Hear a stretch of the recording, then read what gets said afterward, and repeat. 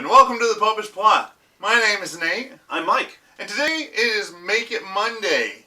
And our plot for today is that we're making nothing. Wait, what do you mean we're making nothing? Nothing? We can't just make nothing. We're making nothing. No. We have a responsibility to the audience. We have to give them something. We're going to give them nothing. But we can't just give them nothing. They're investing their time. They have lots of other options. We have a responsibility. To do nothing? But nothing isn't going to be giving them anything. Right. Nothing is nothing. But these people have taken time out of their busy day, time away from their families, from their jobs, from killing brain cells by doing other things, to watch us in the hope of receiving something. So what are we going to give them today? Well, fair enough. But today is Labor Day. True. It's a day where here in America, at least, everybody takes time off from all the things they were doing to do nothing. Well, people don't really do nothing on Labor Day. Now, they've got speedboats they have to drive irresponsibly quickly. There are cases of beer that aren't going to drink themselves. There are various meats that need to be reduced to little char bricks because they're left on way too long on the old Kingsford. People don't go to work, but they don't do nothing. Sure, they don't do nothing. But it's a thing. They take all the things that they would normally be doing, and they don't do those things. True. It's a day of rest. And, a day of rest is a very important theme throughout the Bible. It's in there right from the beginning, or right after the beginning, if you will. God makes the heavens and the earth and all the things that are in them, and then he takes a break. So you're saying that we too, after we've done all of our work, take a break? We should, yes. Huh.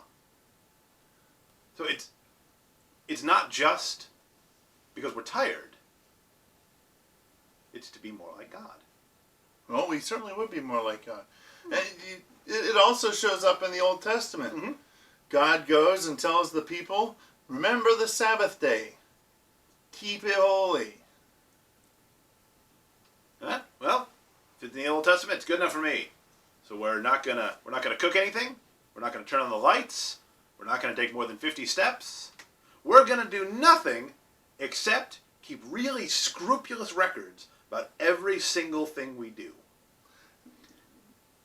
If you want to be a Pharisee, that's an excellent plan. They were really good at that. I don't think I want to be a Pharisee. No, I don't think you do either. And God doesn't want us to be Pharisees. I say it's all throughout the Bible. We even see stuff about the Sabbath come up in the New Testament. Tell me more. Well, Jesus and his followers were often being harangued by the Pharisees and the Sadducees about the stuff that they were doing on the Sabbath. Well, apparently you can harangue people, and that's not a violation of the Sabbath rest. Interesting. Apparently not. But they were often being questioned about how they could go about doing the things that they were doing when they were supposed to be doing nothing. But Jesus had a really good answer for one of them.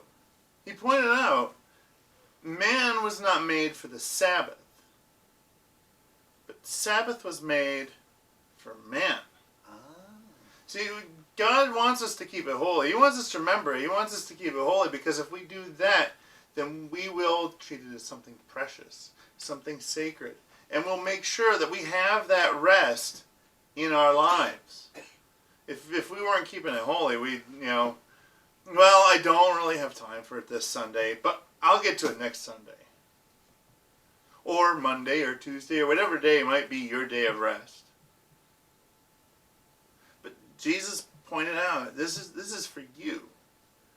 If you look at the word recreation, the first two parts of it, recreate. We're taking when we rest, we're taking something and we're making it a little newer. We're taking all those things in our lives that would grind us down. The boss, the commute, the traffic, the bills. We're chucking them out the window onto the shoulder of the road, and we're going to cruise on down and stop off at a car wash, maybe put a little spit polish on it, shine it up, make it look a little newer, a little better. So it's not just that at the end of a really long day of work, I'm physically tired. But it's that I can lose sight of what all that work is supposed to be about. But when I take that day to rest, I'm recreated in my purpose. Yes. Huh. God willing. I never thought of it that way. Yeah.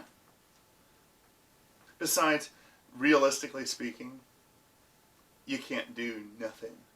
It's not. I'm a very lazy man, Nate. I'm excellent at doing nothing. Right. But can you stop breathing? Can you stop your heart beating? Can you stop being? I certainly can't stop my molecules from vibrating. Exactly. If we were to realistically speaking, stop doing anything and everything, we just sort of pop out of existence. Now here it's important to note, dear viewer, that the Popish plot is a fairly shoestring operation, but one day, when we've achieved our goals, when our audience is in the millions, our revenue streams are secure, we will go back. We'll perhaps make some kind of Lucasian special edition of this episode, where, after describing how man at doing nothing would cease to exist, Nate will just pop out. Because we'll go back and, we'll fix all the things that we always meant to fix once we have the money to go back and tinker through special effects.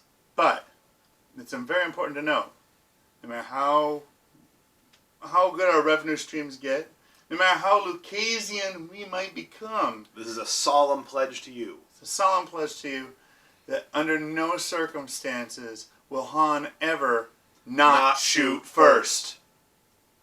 So remember, while you're taking this time off, hopefully you're able to enjoy a day off here and there, and maybe watching us while you're doing it. Go down below, like our video, share it with your friends, hit the subscribe button, and make sure to ring that bell so that you'll get notified when new episodes come up. We try to bring them out about twice a week. And until then, live your faith, love your faith, share that love.